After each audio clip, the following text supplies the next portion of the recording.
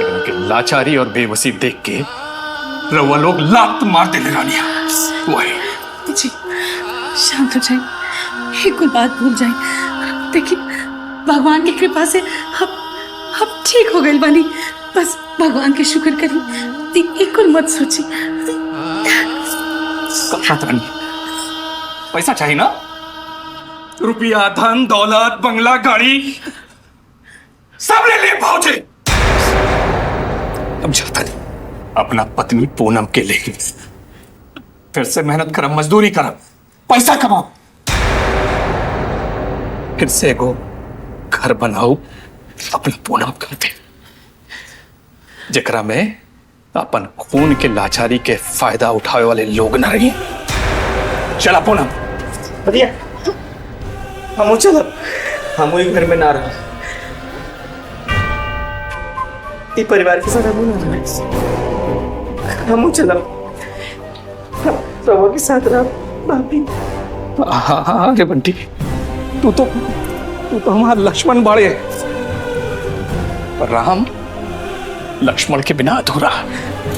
बेटा रुक जा बेटा, हमके माफ कर दे। हम तोरे और बहू के साथ बहुत गलत कहनी, हमरा के माफ कर दे। हमारी गलती तो माफी के लायक नहीं की, हमने से बहुत बड़ा पाप हो गए। हमने की माफ कर दे, हमने की माफ कर दे। उठा नहीं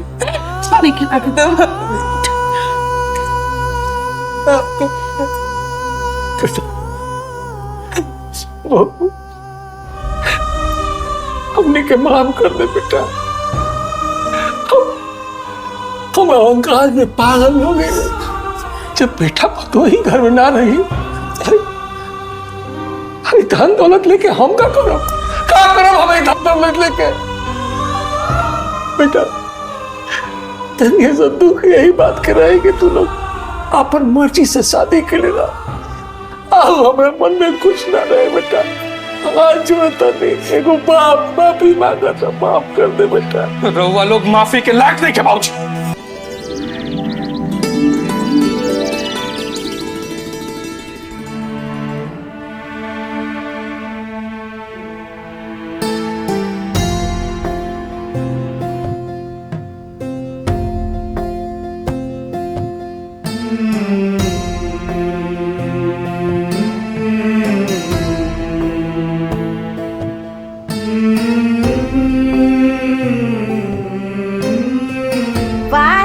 धर्म करम वाली बहुरिया, हाँ यंजा पूरा घर भूख से मरता और ई महारानी देश भर का ठेका लेके यंजा आसन लगा के बैठल बाड़ी। माई ई देखा, ई पूजा पाठ ना साफ साफ कम चोरी बा, कम चोरी। भाभी जी भगवान के भरोसे पेट ना भरेला, रसोई में भी जाए के पड़ेला।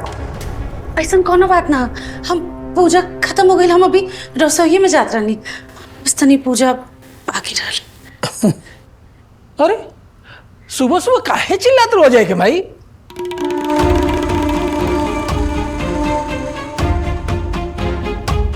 वैसे बहू अजय के माई ठीक है कहा तारी। देखा धर्म कर्म अपना जगह, लेकिन बाकी लोग के कम से कम समय पर नाश्ता पानी तो मिले के चाहिए। हैं जी बहू गृहस्थी नियम से चलेला, ऐसे कामचोरी से ना। बाबूजी वो लोग का सवेरे सवेरे भाभी के पीछे पड़ गए ला? हाँ भाभी सवेरे से उठे ले, झाड़ू पोछा करे ले, दूध जाकर मंदिर में बैठ गए तो कौन ऐसा अनर्थ आ गई? चुप, एकदम चुप कर। बड़न के बीच में तोरा के बोले के कोनो जरूरत नहीं खे। हाँ जब देखा ये काम चोर भाभी का पक्ष लेवत रहेला।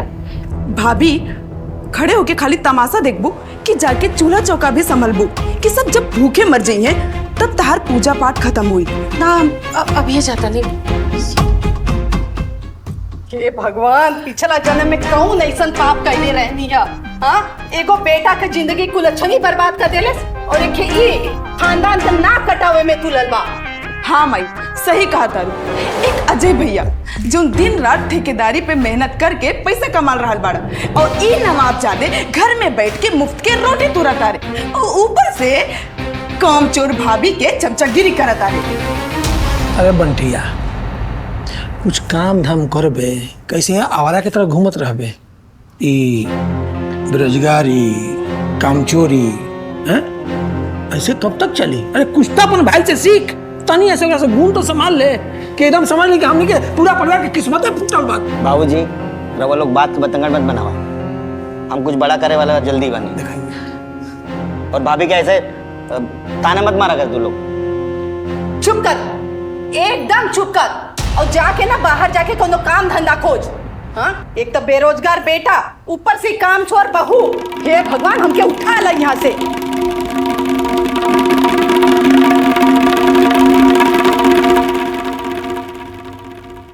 अरे बंटिया, बेरोजगारी आवारागिरी ये एकदम पाल ले बड़े हैं। अरे अपन बड़ भाई से सीख, कितना मेहनत करत रहे, कितना खटत रहे, कुछ तो अंश ले। आज न अपाहिज हो गइल बा हैं कि जिंदगी वैसा ही रहबे, हमनी के किस्मत में फुटल बा तोनी के देख के। बाबूजी इतना छोट बात के बतंगड़ मत बनावा, हम जल्दी कुछ बड़ा करे वाले बने। बड़ा करे वाला बने, करके दिखाओ कैठे में।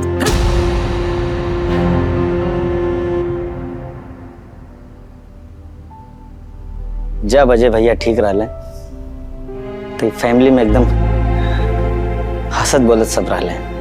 जब से उनकी तबीयत खराब भइल बा, ये सब भूत बन गइल बाड़े।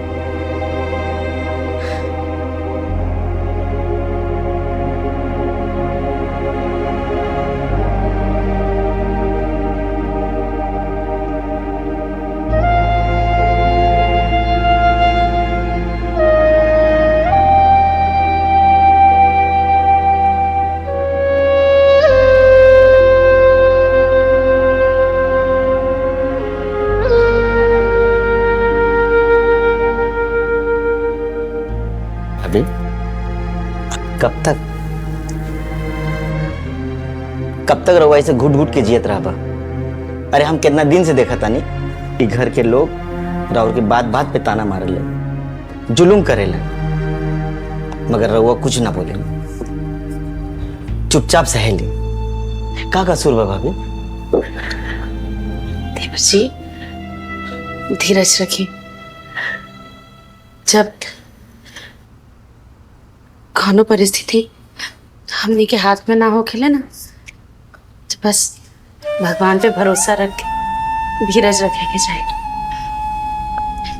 हमने के घर पे ये जो दुख के बदरा छाइल बा, हमके पूरा भरोसा बा वो बहुत जल्दी छट जाए और सब केहू के दिल बदल जाए। रहुआ बहुत सीधी बानी। ये दुनिया में जितना सीधा लोग रहेला ना, उतना ही दर्द मिलेला उनके, मगर दर्द के सिवा कुछ ना मिलेला। अच्छा ठीक बा, ये सब बात छोड़ी, आपके भूख लागल हुई ना, हमके पता बा लागल है। चली बाहर जाके सबके बुलाई, हम फटाफट नाश्ता बना के ले। ठीक है।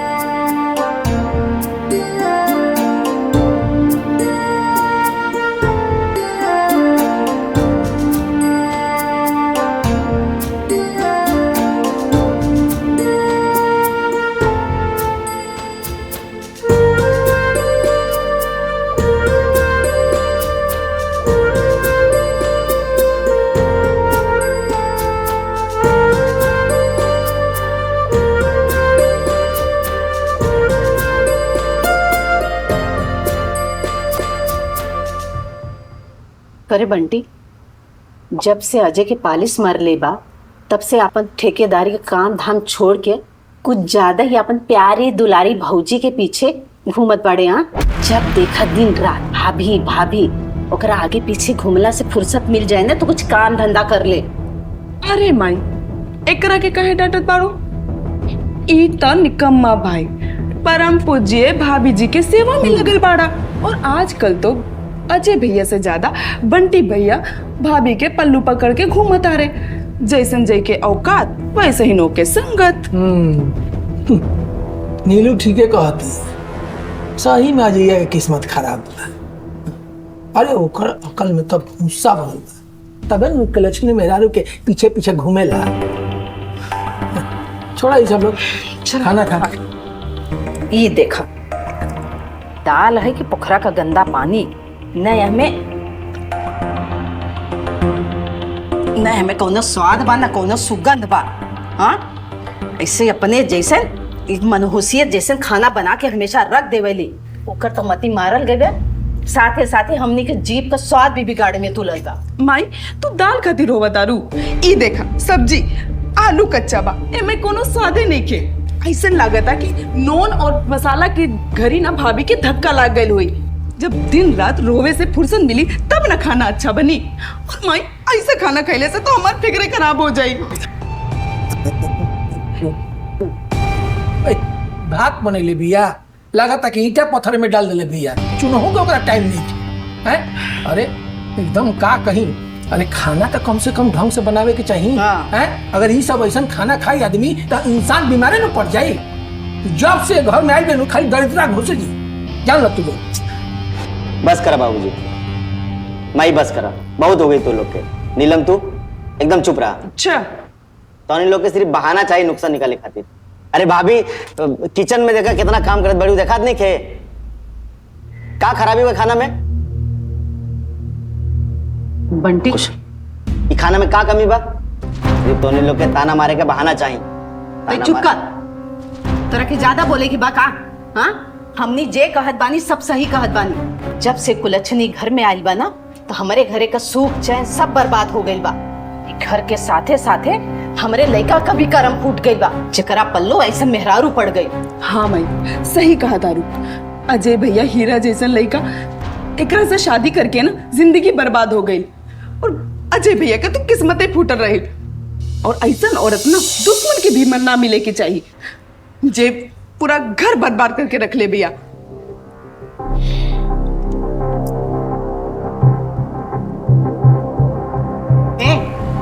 खाना लेके कहाँ जात बड़े? तो राहुल लोग की इतना बात सुन के ना हमार पेट भर गई, हम जाके अकेले में खाना खा ले। देखा देखा देखा देखा देखा, इहो मौगा गइल बा। इहो तो अजैया का हालत बा, इहो वही रास्ता पर चल लेले बा, समझ लो।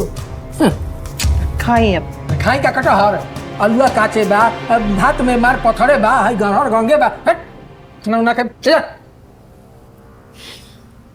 ये जहाँ तो धोए के कुछ नहीं किया, रुमालो भी के नहीं पूछे के।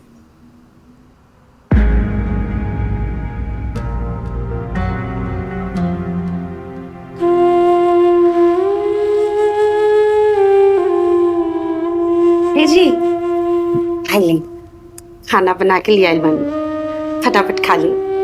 ठीक है। अरे देखिए, हमसे हिम्मत ना हारल जाला। अरे आपके पसंद के गोभी आलू के तरकारी और गर्मा गर्म रोटी बनौले बानी, पूरा खाए के पड़ी, कोनो नाटक ना चली आज। रह दा पूनम, अब कब ले तारा भरोसे से तारा, आधा शरीर तो हमार खराब हो गई बा। भगवान हमार जान काहे ना ले ले। जो ना प्रेम के खातिर तू अपना माई बाबूजी भाई से लड़ के हमारा पास आई लो, सब चकना चूर हो गई। हम क्या कर रहे बानी? हाँ? ऐसा शगुन बात ना बोलल जाला जी। डॉक्टर कहले बाड़े ना, बस तनी सा मेहनत करब तो सब ठीक हो जाए। हाँ देखिए, कल हमनी के नया फिजियोथेरेपिस्ट के पास जाए के बना, कोनो नया मशीन लेके आए बड़े, और से एक्सरसाइज करब ठीक हो जाए। आप अपना गोड़ पर खड़ा हो जाए, हमके पूरा यकीन बा। ऐसे हिम्मत मत हारिए आप। बंद करा बोलो, बंद करा अपन झूठा दिलासा। हमरा के ना जाए के बा कोनो डॉक्टर के पास, ना जाए के बा हमरा के, ना जाए के बा। हमरा पे काहे गुस्सा निकाले तनी जी? हम तो बस हम काहे ना दिखाई गुस्सा? बंद करा अपन ही, हमारा पूरा शरीर खराब हो गई बा। हम तारा के कुछ ना दे सकेली, न प्रेम न सहारा। चल जाए जैसे काहे बरन मारो हमरा करे के पास। चल जा इसे, हम कतई चल जा, अपना माई के चल जा,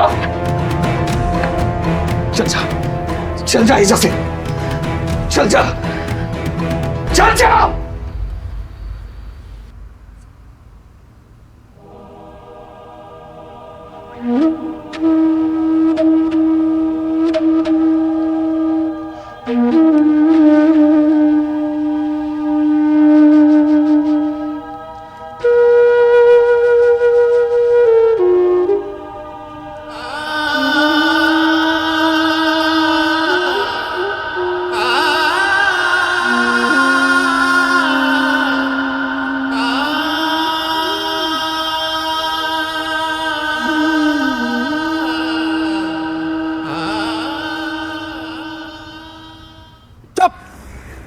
ऐसा निकम्मा लेकर तो हम केहू के घर में देखला ही ना रही, खाली बैठा बैठा मुंह के रोटी ठूसाता।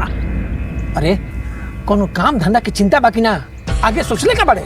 बाबूजी भैया जल्दी ठीक हो जाइए, फिर हमने इनकी ठेकेदारी चालू हो जाएगी। अगर ना ठीक भइल तो बाबूजी ऐसा काहे काहे करे लोग। बंटी तोहार बाबूजी सही कहत बाड़े, तू अपाहिज के बारे में ज्यादा मत सोचा। तोहार ऐसे बर्ताव रहे ना तो शादी ब्याह खातिर तोरा के क्यों न पूछी।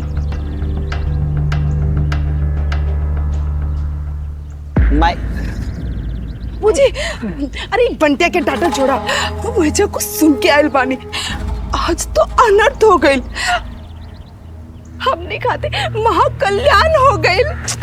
अरे दिन पातर छीतर बात काहे छिटकावट बाड़े, सही सही बताओ कि का देख के आयल बाड़े। अरे माई आज तो अजय भैया कमाल कर देले बाड़े, भाभी के मुंह पे एकदम धुकार देले बाड़े। हाँ? बेचारी खाना खियावे जात रही, थरिया फेंक के मार देले, पूरा खाना छितरा गई और कह देले कि हम तोरा संगे कोनो हॉस्पिटल या डॉक्टर के पास ना जाई, और सीधे साफ साफ मुंह पे कह देले ई घर छोड़ के तू अपन नैहर काहे लेके चल जा।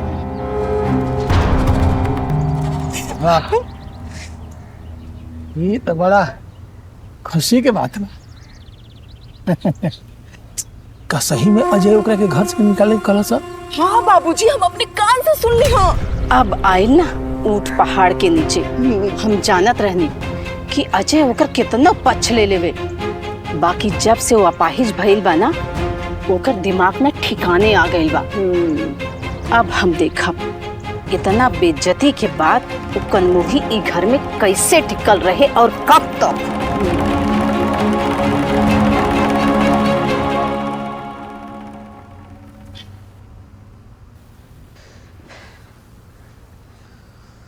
भैया ये का कर देला भैया, जकरा साथे रहुआ जिंदगी भर साथ निभावे के कसम खेले रहनी, आज ओकरे साथे ई ढा देली।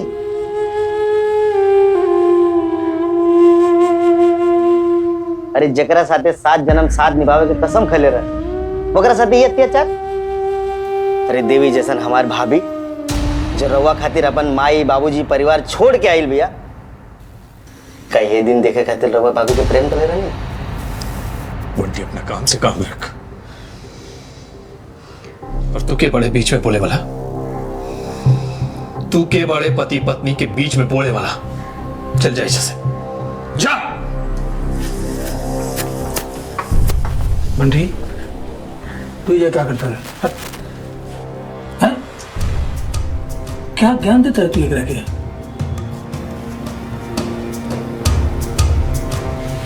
अजय बेटा नीलू जी कहा तरीका उस सच में, क्या तू सही में वो कलंकनी के घर से निकाले के बोल दिले बड़ा? बोलत बेटा हमके तो अपने कान पे विश्वास ही नहीं किया होत।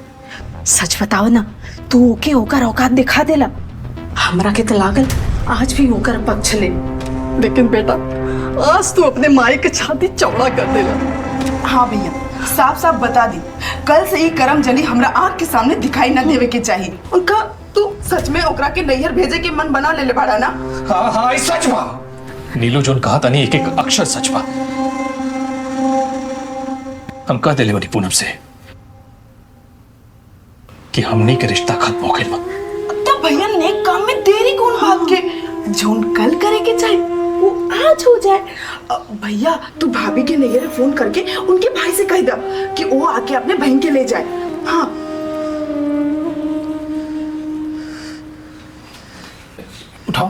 धरा ना। फोनो कहाँ बा?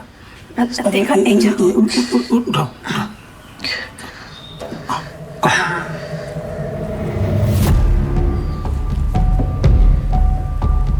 हेलो साहिल, साले साहब, अजय बोला था नहीं। आप कल गाड़ी से आई और अपना बहन पूनम के घर से लेके जाई। हमारा और पूनम के रिश्ता खत्म हो गई बा। हम जोन कहता नहीं साफ साफ सुनी बस। मिल गई छुटकारा बेटा। तू हमने का मन में एकदम गदगद कर देला। अब जाके ही घर पवित्र हो जाए।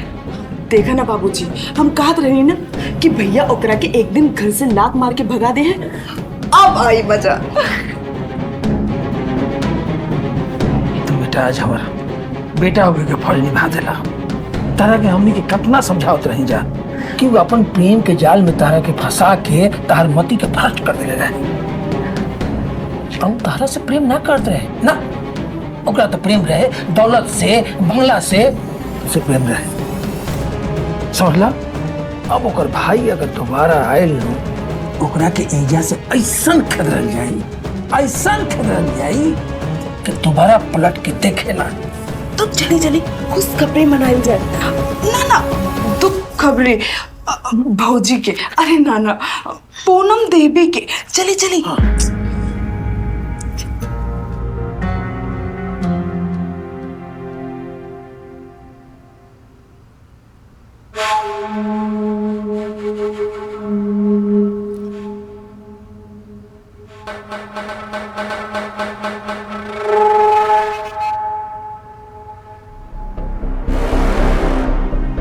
सुन रे थोड़ देर का बहुरिया, बड़ी सती सावित्री बनत रहले ना। बहुत हो गए तो हर सेवा का नाटक। अब तो ढोंग का पर्दा फाश हो गए। हाँ भाभी, अब ये रोवे धोवे के नाटक ना ई घर में ना चली। कहे कि अभी अभी भैया अपने हाथ से तोहर पत्ता काट देले बाड़े। और हाँ, कान खोल के सुन ला, कल तोहर भाई आ रहा बा तोरा के विदा करावे खातिर।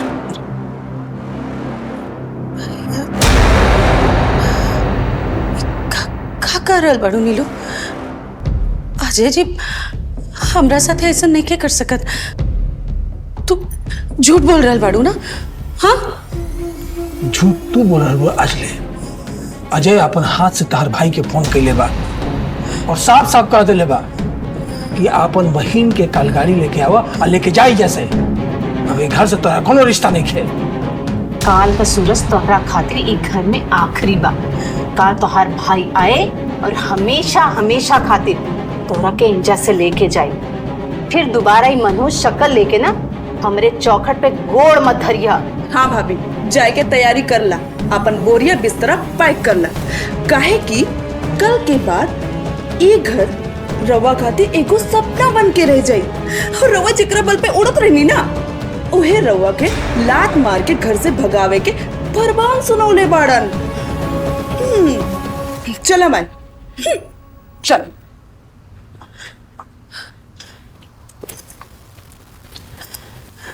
पंडित तू कम मुंह देखता रहे हैं? जेकर पति ओकरा से रिश्ता नहीं रखले ओकरा से तोरा रिश्ता रखे कोनो जरूरत नहीं है। चल चल चल चल।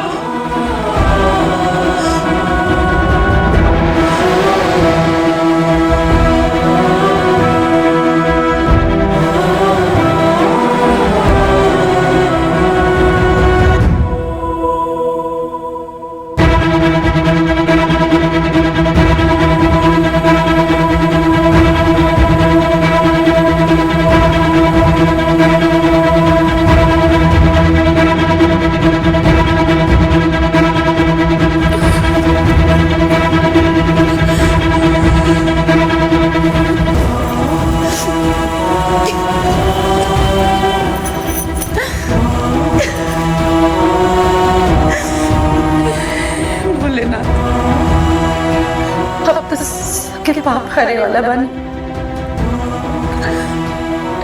जोनी में तो दुख कहीं डाल देनी। कोना जन्म के कोना करम के ऐसन पापा हमार बताई।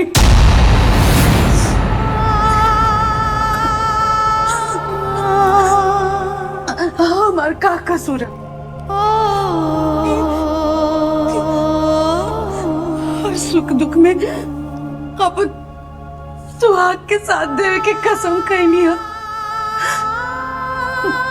14 दिन से वहां के व्हील चेयर पर आई नहीं, और दिन से हमके अपन देख के सुध बुद्धता रहे। हम दिन रात एक कदे नहीं, बस ताकि हमार सुहाग फिर से अपना गोड़ पर खड़ा हो जाए। ये हमार कसूर है। अरे एकरा खातिर हम पूरा दुनिया के इतना ताना सहनी, एक घर के लोग के इतना ताना सहनी, सब सुननी चुपचाप। ये कसूर है हमार। खाली उनके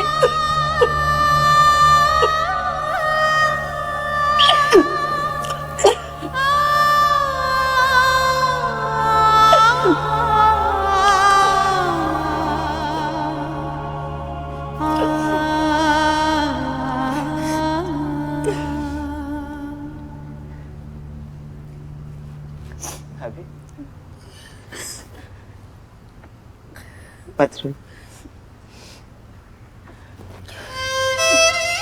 जाने सुनिए, रहुआ ना भोले बाबा पे भरोसा रखे। वो अपने भक्तन के परीक्षा लेवे ले मगर को नुकसान ना पहुंचा दिए। सब ठीक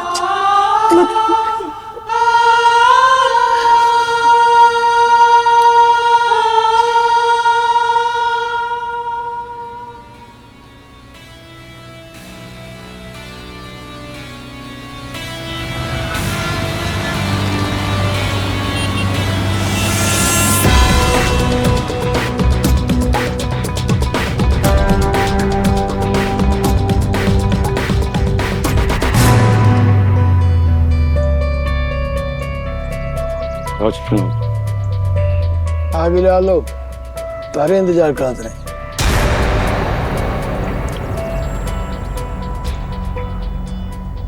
निकले आलो, जंतु आ गई। देख लेला अपने बहनी का करतूत। ई घर के नरक बना के रख देले बा।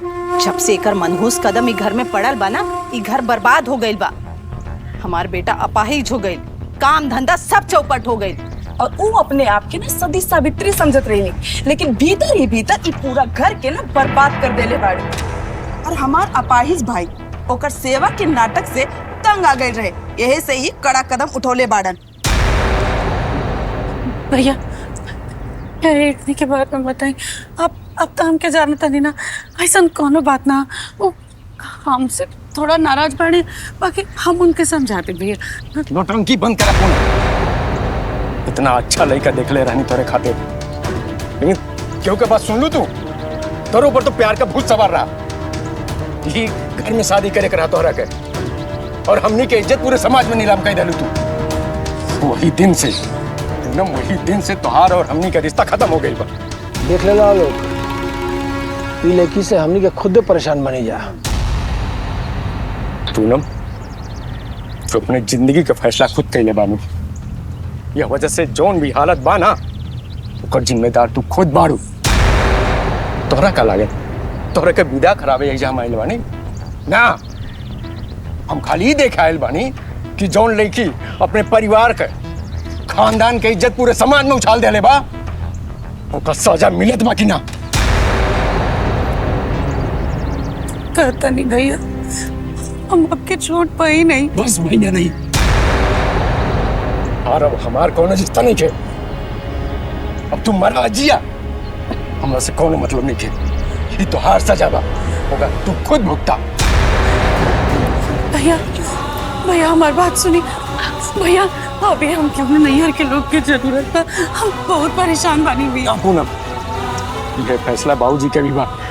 अब हमनी से तोहार कोनो रिश्ता नहीं के। भैया ऐसे मत बोली भैया, भैया कम से कम आप बाबूजी के समझाई भैया। का करत नहीं? दरवाजा खोली, हम अंदर कैसे आई?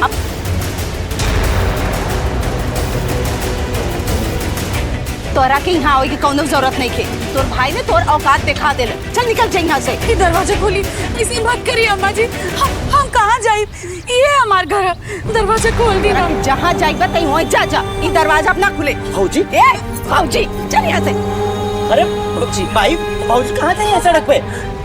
भाऊजी, भाई ऐसा मत करो। आपने चौकी क्या कर? तू ज्यादा मत बोला। एकड़ जो जगह रहे ना वो मिल गए। जाए जैसे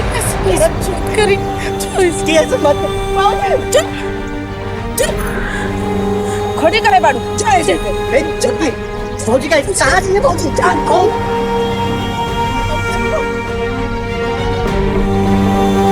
अंदर चली।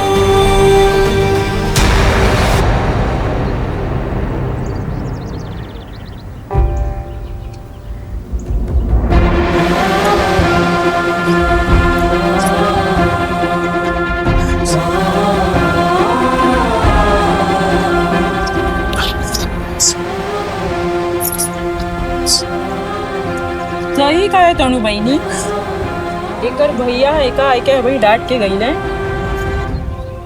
इनके खानदान वाले इनके बहन क्यों ना पूछे, मायके वाले इनका भगाई दे रहे बैठे। बड़ी अच्छे नहीं आई। हाँ बहनी बड़ी कुलक्षणी बा।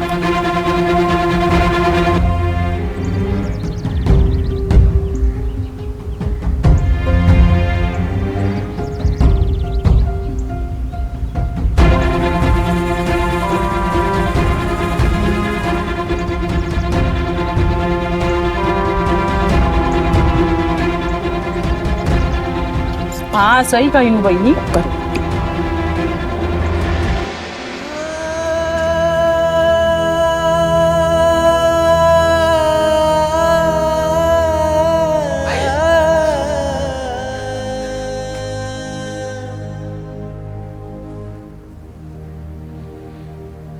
भैया राउर पत्थर हो गए बनी का? अरे वो गली में भाभी के साथ तमाशा होता। हंसत हैं लोग, माई बाबूजी बहन इधर सब कसाई हो गई बने, लेकिन रउआ उनके बेइज्जती ऐसे कैसे देख रहा बनी भैया? कैसे देखा था? नहीं बंटी हम तरह के कितना बार कली हमारा पूनम के बीच में मत बोल।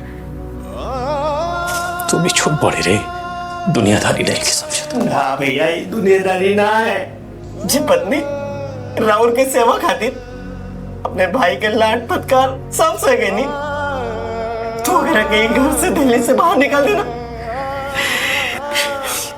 अगर भाभी के साथ कोई अनहोनी हो गई तो रवा के कब वो माफ ना कर पाएगा, कब वो ना कर पाएगा। हम तो कहा था ना, चलो ना भाभी के अंदर नहीं गए। चुप कर बंटी। तो हिम्मत कैसे मिला हमरा के समझौले की? हम कह देनी कि पूनम के संगे हमारा रिश्ता खत्म तो खत्म। तरह के ढेर हमदर्दी बना पूनम से, तो तू चल जाओ ऐसा से।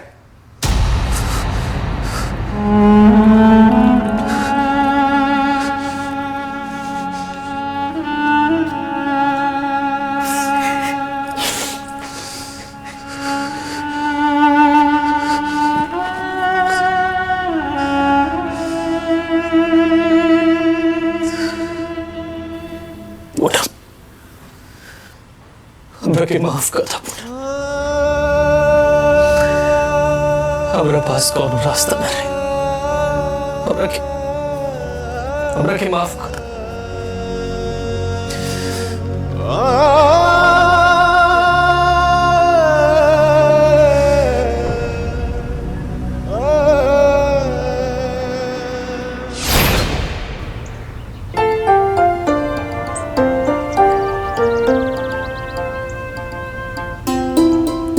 बंटी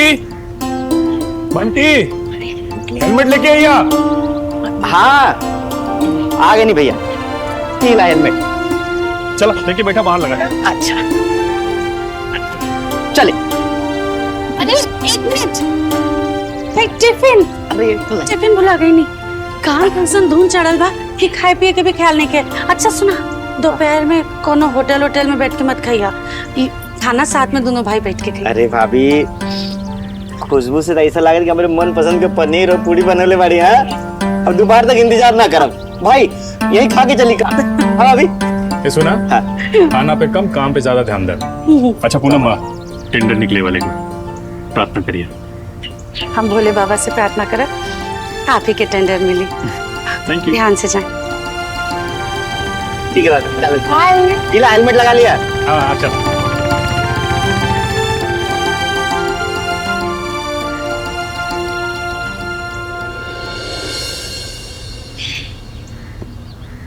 ए जी, हमने के बड़ा किस्मत वाले जा, ऐसन लक्ष्मी जैसन बहू हमने के घरे आई, दिन रात खट खट के हमरा घरे के संभाल ले।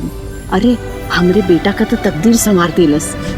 अरे माई, खाली भैया की किस्मत ना, पता बा भाभी भैया से रोज खाली हमरा खातिर नया नया साड़ी और गहना लावे के। ऐसन भाभी तो किस्मत वाले के मिलेली। सचमुच भाभी ई घर में ना मान बढ़ा देले।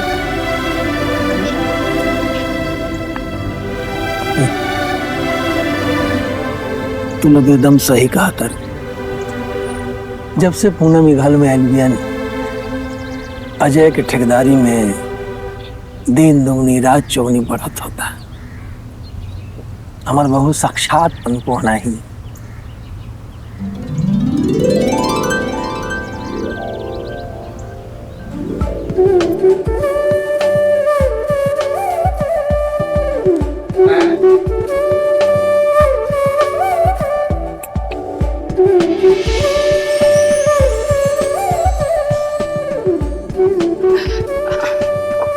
अरे दुल्ही, तू का करत बाड़ू? एक गोर गोर हाथ बर्तन माजे खाते थोड़ी ना छोड़े करा के। अरे वैसे भी तू सवेरे उठ के पूरा परिवार खातिर खाना बनावे ले। अरे बर्तन तू मजबू तो हमने कहा जब बैठे खातिर बानी। ठीक ओमे का भइल माजी, 2-4 गो तो बर्तन बा, अभी माज के रख दे। अरे ना भाभी, बिल्कुल ना। आज से तू सवेरे के बर्तन हम माज, रवा बस ठेकेदार के बंदी बन के रही। और रवा के हाथ में सर्फ साबुन अच्छा ना लागेला। रवा जाई और जाके आराम करी, ना तो भैया देख ले ना तो हमने की डांटे लगी है। जाई। ए दुल्ही, दिलू सही कर दिया, जाके तू आराम कर ला। और ये छोट मोट खातिर बहू के ना घसीटल जाला। तो हर सुख और आग हमने का असली कमाई बा। जा। सच कहता नहीं, अगर आप लोग हमरा के इतना प्यार देवे लागत ना तो हम सही में बिगड़ जाए। हम सच में बहुत भाग्यशाली बनी जे हमके इतना मानने वाली ननद और इतना प्यार देवे वाली सास मिलती। जा तुम चाहिए।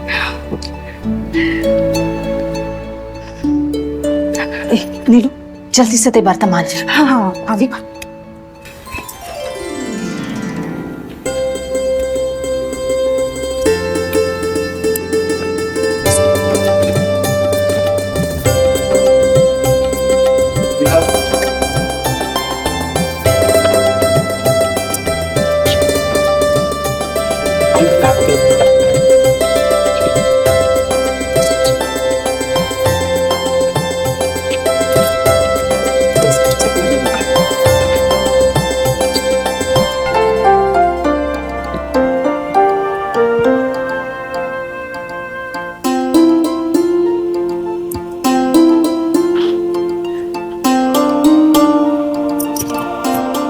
अरे बेटा ये क्या करता है? थोड़ा ताए हाथ में झाड़ू शोभा निकल जा, छोड़ तो हटा।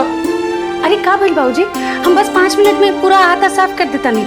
घर के बहू होखला के नाते इतना तो हमारा फर्ज बन। ना बेटा ना, सुना, तू घर के बहू ना बेटी भी बाड़ू। एक सवेरे से उठल बाड़ू, 1 मिनट बैठल नहीं तू, कभी किचन में तो कभी टिफिन में तो कभी कपड़ा धोता रू है।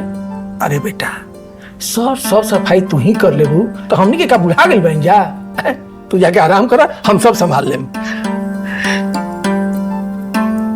एगो बात बताई, हम क्या अपना ससुराल में इतना मान सम्मान, इतना स्नेह मिला था ना कि जब से हम ये घर में आए बानी एक बेर भी हमके अपना नैहर के याद ना आए।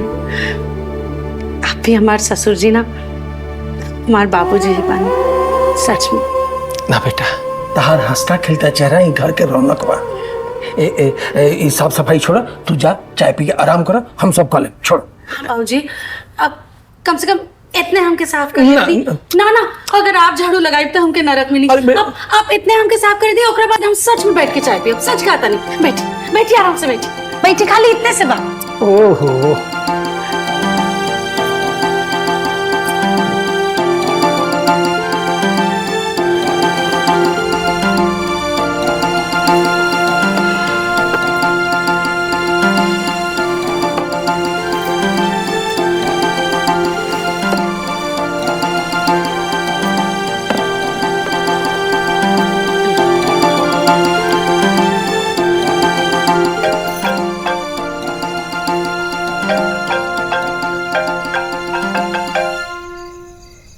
देवर जी के फोन। हाँ देवर जी। हेलो भाभी। हेलो भाभी, अजय भैया के तबीयत बहुत खराब हो गई बा। का हो गई?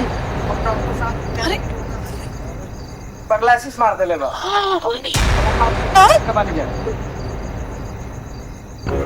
पैरालिसिस?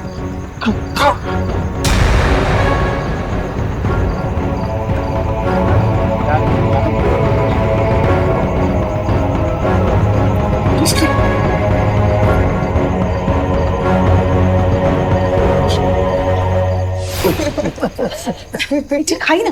हाँ भाई, ले लो, ले मुंह में ठाक। हाँ भाई, आज जाके हमनी के घर त पवित्र हो गइल बा। ओ कुलच्छनी ओकर भाई ओकरा के इतना दूध कर लेस कि वो जिंदगी भर याद रखे। भाई दो मिठाई खाई। हाँ माई, सही कहा तारू। अब आई असली मजा। जाना तारू माई, ई घर और भैया के रुपया पैसा पे हमने के हक होके, और यही से चलते ना हम अपने निकम्मा पति के पास नहीं के जाल चाहता नहीं। तो माई जाना तारू, तू करम जली गलमू ही पता नहीं कहाँ कुआं ताल में जाके अपन जान दे दे हो की। अरे जान तब हम तो पहले ही कहत रहे कि राम कुबेर के चौकट से जो टकराई वो चूर चूर हो जाए। ई पहले हमने लगल सब।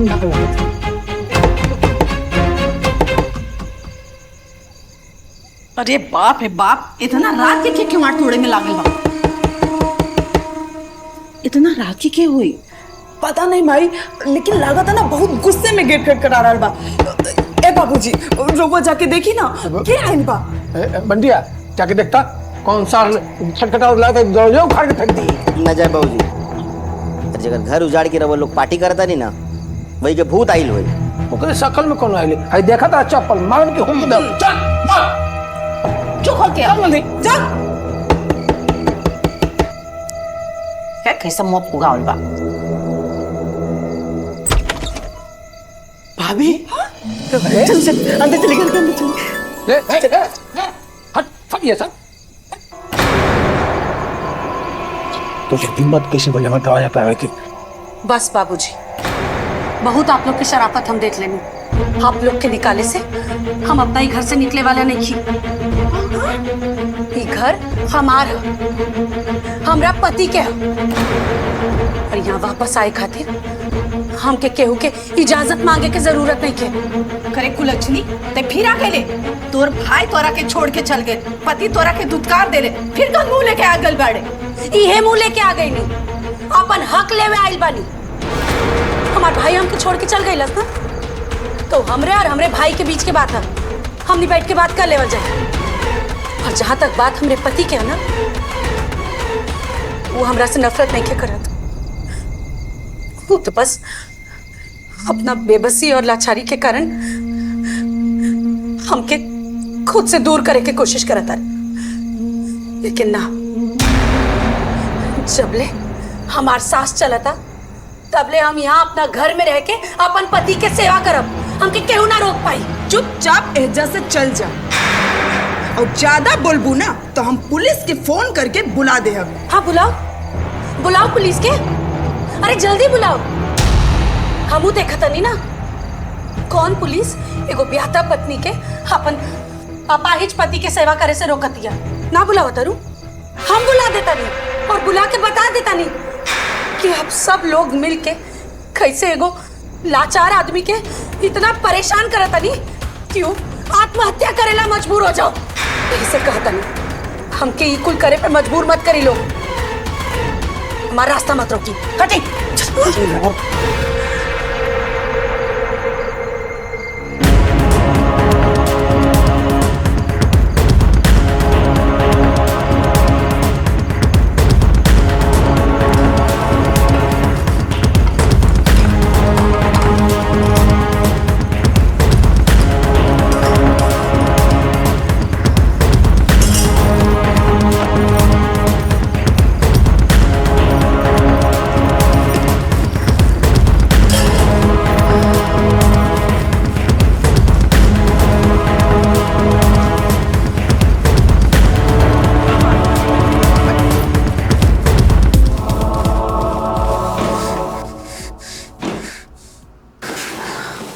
फिर आगे लो।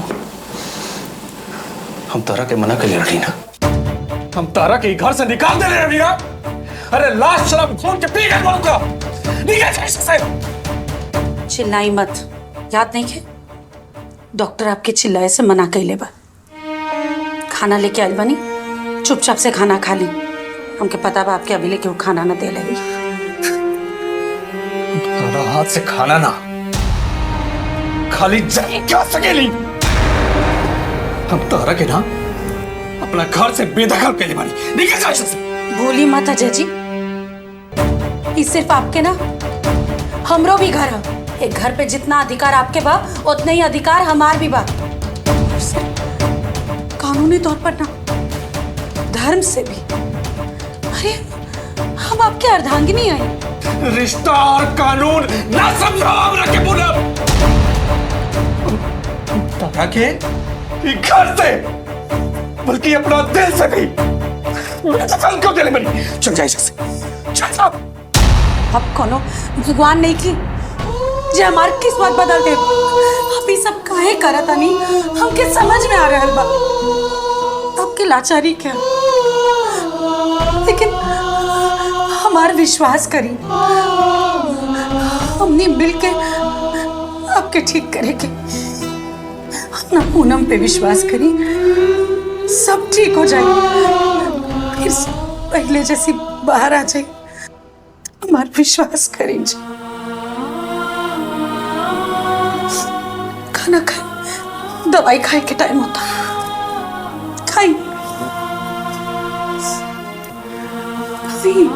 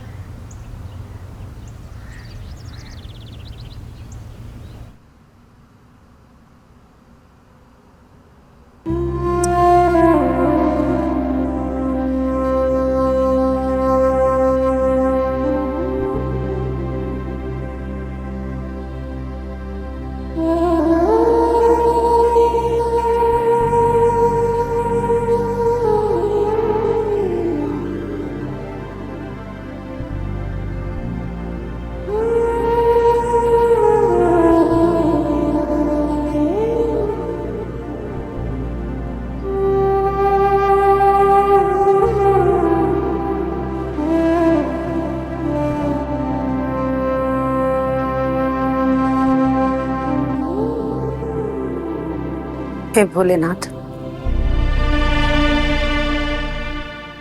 आप ही के भरोसे हमें घर में वापस आइल बनी। आपके सहायता के बिना हम एक कदम भी ना आगे बढ़ पाए। हमारी सहायता करी प्रभु कि हम कुल परिस्थिति से लड़के अपना पति के ठीक करा सके। जय भोलेनाथ।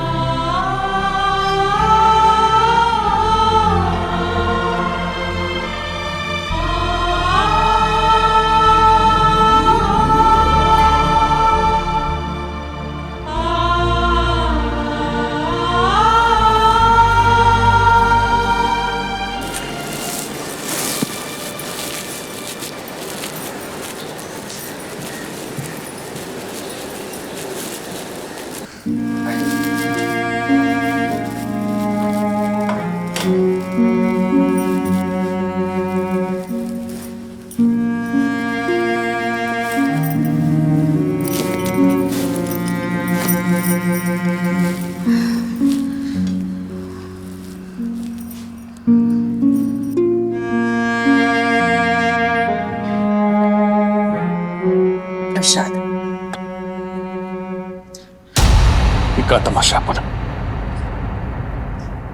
हम तरह से कहले रानी ना कि हमरा से दूर रह। हमरा के तहरे ही पूजा पाठ भगवान और प्रसाद की कोनो जरूरत नहीं के। कोनो तमाशा ना, हमार महादेव जी पर बड़ी विश्वास है। हाय प्रसाद खाई तो महादेव जी रुष्ट हो जाए।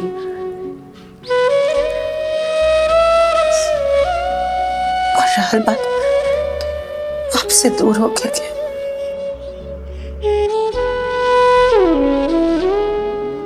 आपके साया बानी, साया कब शरीर के छोड़ के जाला। साया कभी अंधेरे में ना होला पूनम। और तू कितना जल्दी हो गई बड़ू, कल रात के बाद भूल गई। अरे तू काहे हम जैसा नपाहिज के साथ रह के अपन जिंदगी बर्बाद करता। क्योंकि बार बार यहाँ से भगावे की कोशिश काहे करता नहीं, क्योंकि बहुत अच्छा से समझ में आता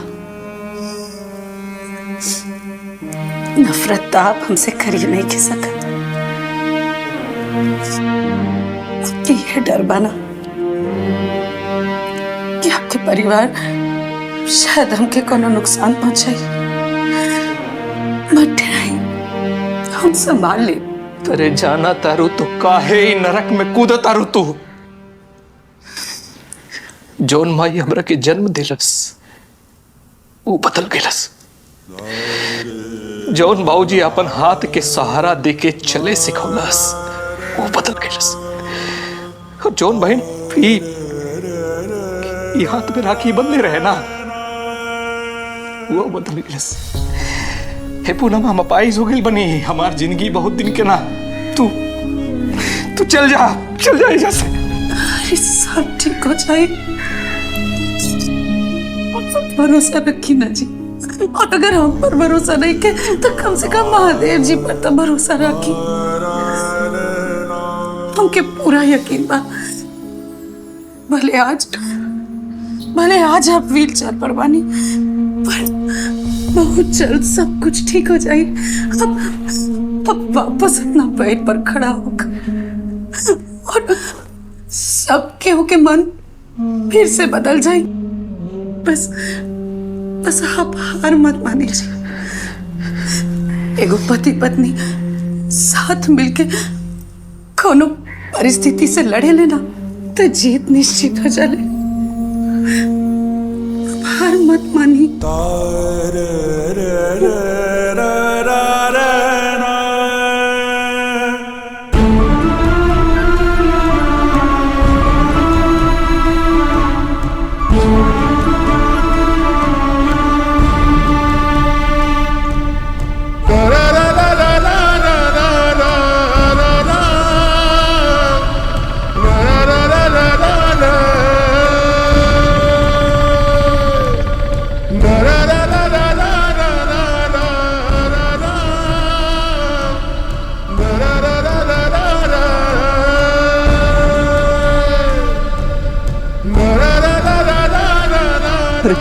रहता हमरा से ना होगी पूनम। हमके पता कि आपसे हो जाए।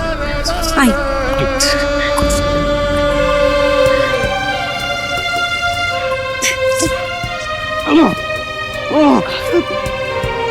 कोशिश करी ना होगी बंटी, ना होगी। कोशिश करी भैया।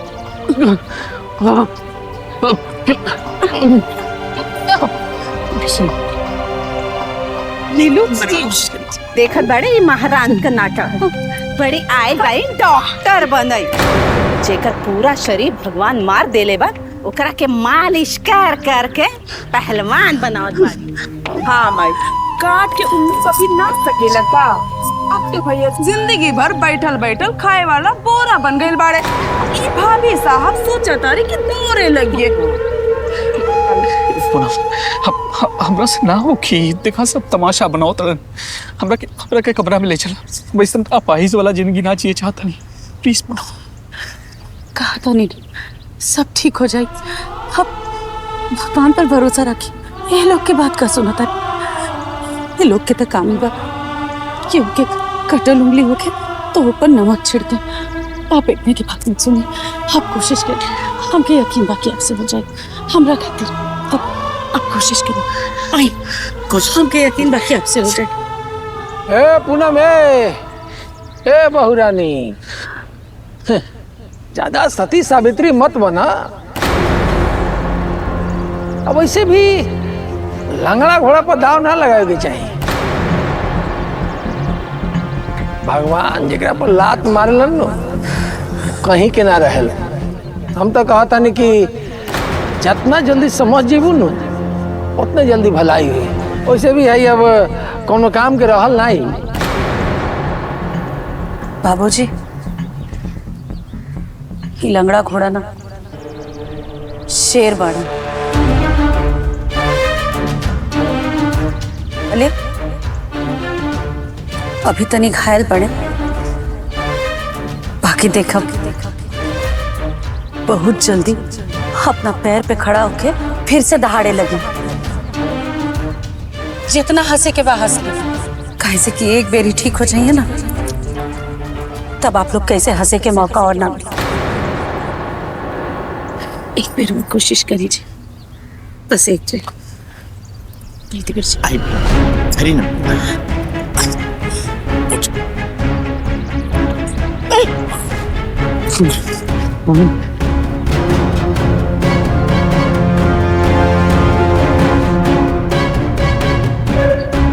एक कदम ये वाला है।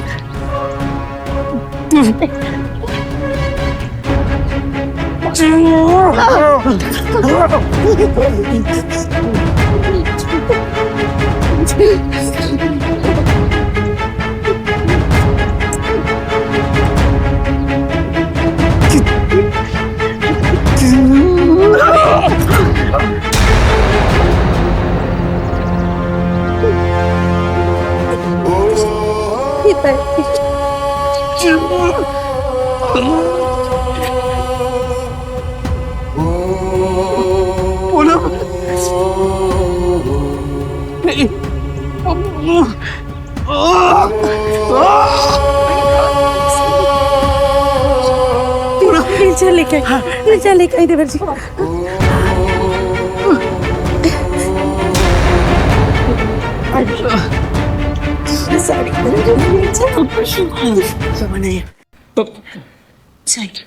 कहा था नहीं ना, बस मंदिर तक 2 या 3 कदम।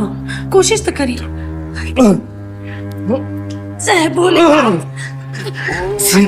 जय भोलेनाथ।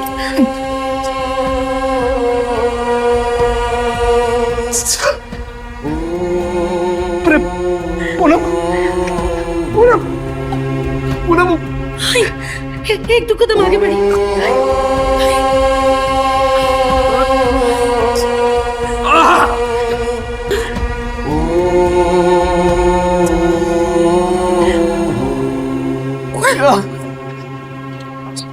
अरे पूनम, और हाथ पैर सब ठीक हो गए पूनम। हम चले लग रही पूनम, हाथ पैर ठीक हो गए। कल रानी ना कि आप ठीक हो जाए, आते जी के बहुत कृपा। सब तोरा वजह से चमत्कार हो गई भैया। ये कैसे हो गए? डॉक्टर तो तोरा के फेन का दे ले रहे ना, तू तो खड़ा हो गई ला। सच है, अपने पैर पे खाड़ हो गई नहीं।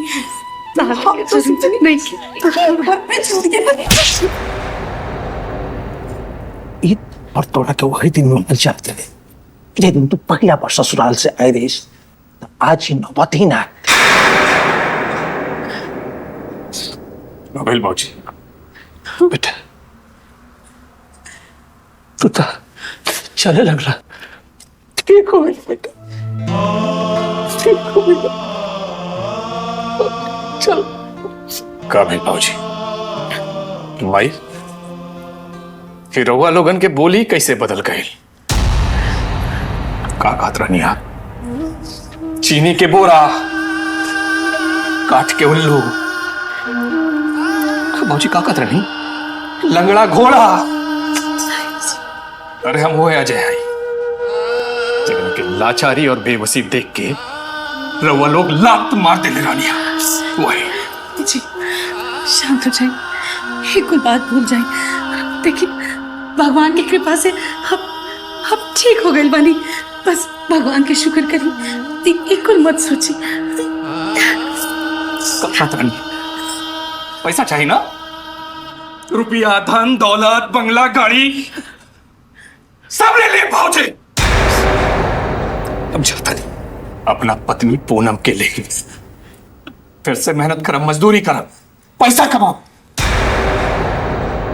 फिर से एगो घर बनाओ अपना पूनम करते, जेकरा में अपन खून के लाचारी के फायदा उठावे वाले लोग न रहिए। चला पूनम। भैया हम चलो, हम वही घर में ना रहे, ये परिवार के साथ हम चलो, रवा के साथ रहा भाभी। हाँ अरे बंटी, तू तो हमारा लक्ष्मण बाड़े है, पर राम लक्ष्मण के बिना अधूरा। बेटा रुक जा बेटा, हमके माफ कर दे। हम तारे और बहू के साथ बहुत गलत कहनी, हमरा के माफ कर दे। हमारी गलती तो माफी के लायक नहीं की, हमने से बहुत बड़ा पाप हो गई। हमने की माफ कर दे, हमने की माफ कर दे। उठा नहीं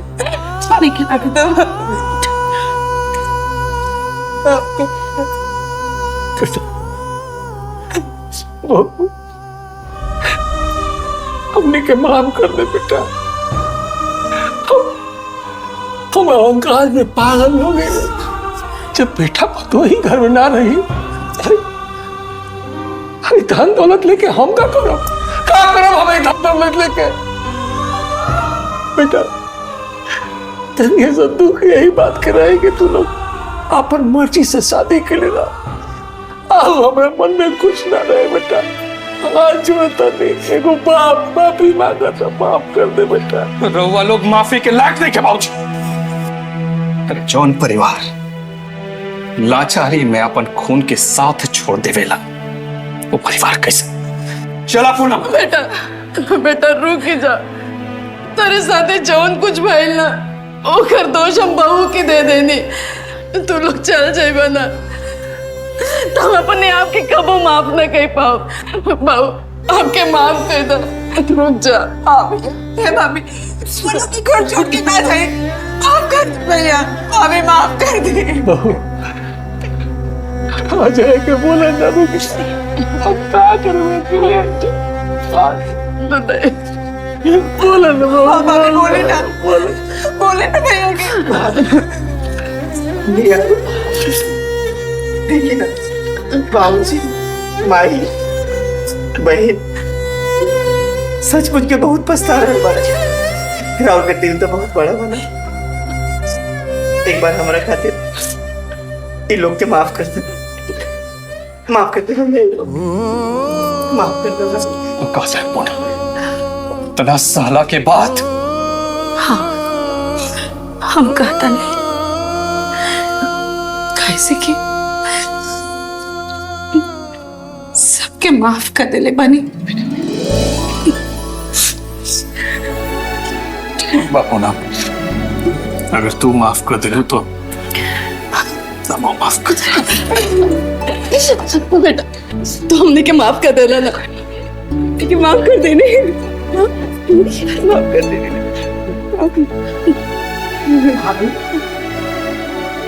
सब सही हो गई, मगर रघु के हमरा के एक बात बताई, जब भैया व्हील चेयर पे रहा, पूरा फैमिली रघु के खिलाफ रहा, समाज खिलाफ रहा, तो रघु के अंदर इतना हिम्मत कहाँ से आई? कैसी चमत्कार भाई?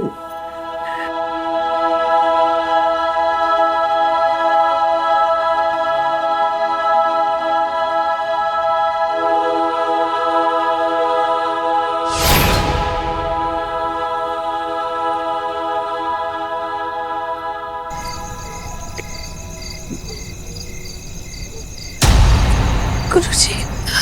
अरे पूनम बेटी तू और इस सुनसान सड़क पे ऐसे हाल में और तेरी आंख में आंसू का भइल बाबू का भइल बोल।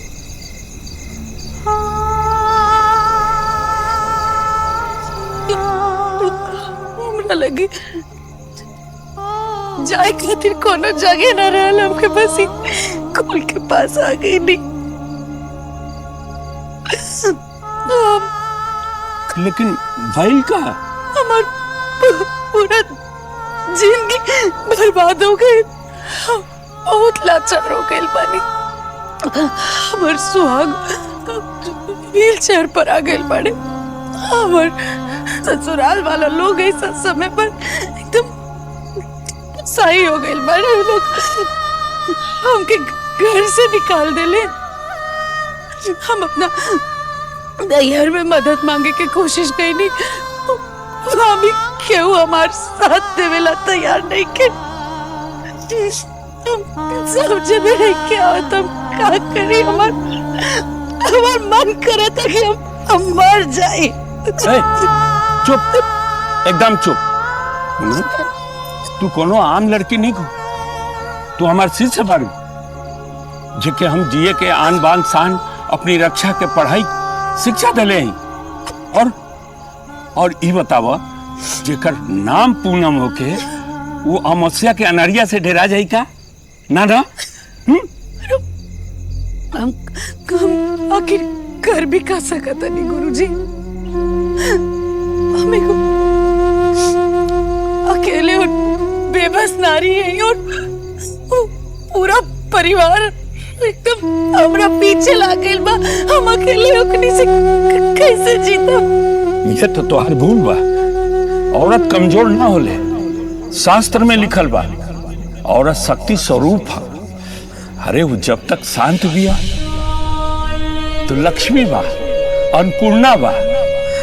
लेकिन जब बात सुहाग पर सम्मान पर आ जाला ना तो उहे औरत दुर्गा और काली के रूप लेवेले। सती सावित्री के नाम सुनले बाड़ू ना। वो अपने सतीत्व और सिंदूर के ताकत पर यमराज से अपने पति के प्राण खींच के ले आए। और तुहार पति कोनो अपाहिज नहीं खे।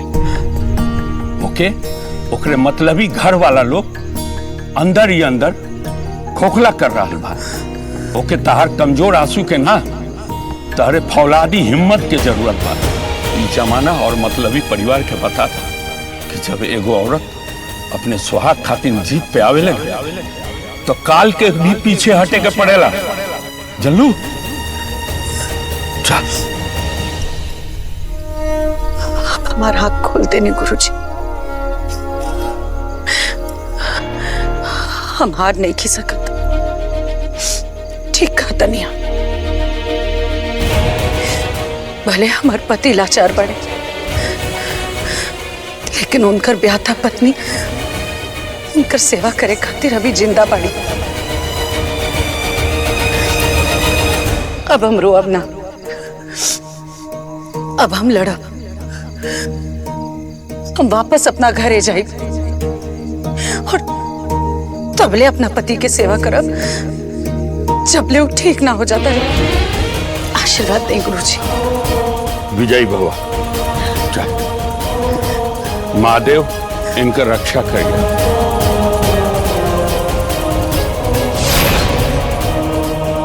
वाह यही से कहल जाला कि गुरु जी के पाँव भगवान से पहले छुअल जाला।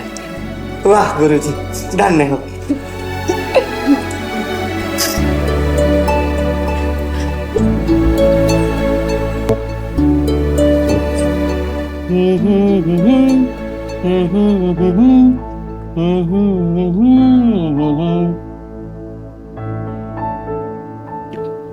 Good morning. Good morning wife जी। नाश्ता तरह के देख लेनी हमारा पेट भर गई। हमरा के देख के मन भर सकेला बाकी पेट ना। पेट खातिर तो नाश्ता करे के पड़ी। जल्दी जल्दी खा ली फिर आपके काम पे भी तो जाए के बा। अरे हाँ यार एक काम करा टिफिन में पैक कर दो हम उस साइड पे खा लें। अरे हम दोपहर के खाना खाते टिफिन पैक कैले बानी, बाकी अभी नाश्ता तो कर ली। खाई खाई खाई।